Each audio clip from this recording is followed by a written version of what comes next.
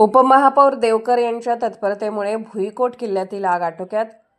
सायंकाळी सुमारे 7च्या दरम्यान शहराच्या मध्यभागी असलेल्या ऐतिहासिक भुईकोट किल्ला परिसरातील खंदक बागेत अचानक आग लागल्याची घटना घडली.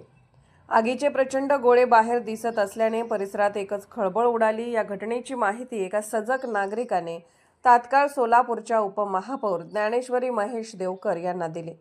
परिस्थितीचे गांभीर्य ओळखून त्यांनी विलंब न लावता अग्निशमक अधिकारी साळुंके यांच्याशी संपर्क साधत अग्निशमक दलाची गाडी त्वरित घटनास्थळी रवाना केली. अग्निशमक दलाच्या तत्पर कार्यवाहीमुळे आग आटोक्यात आणण्यात यश आले. घटनास्थळी उपमहापौर देवकर यांनी स्वतः भेट देऊन पाहणी केली व संबंधित अधिकाऱ्यांना आवश्यक उपाययोजनांच्या सूचना दिल्या. पुरातत्व विभाग, महापालिका, पोलीस प्रशासन व वरिष्ठ अधिकाऱ्यांशी चर्चा करून भुईकोट किल्ला व बागेच्या सुरक्षेसाठी स्वतंत्र बैठक घेऊन ठोस उपाययोजना करण्याचा निर्णय घेण्यात आला आहे.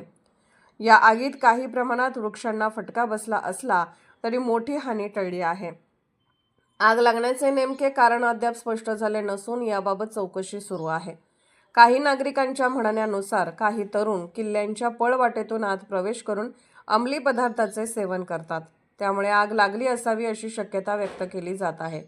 याप्रसंगी सुरक्षा कर्मचारी, पुरातत्व विभागाचे अधिकारी, महापालिका कर्मचारी, महानगरपालिका, अग्निशमन दलाचे जवान तसेच उपमहापौर ज्ञानेश्वरी देवकर उपस्थित होते.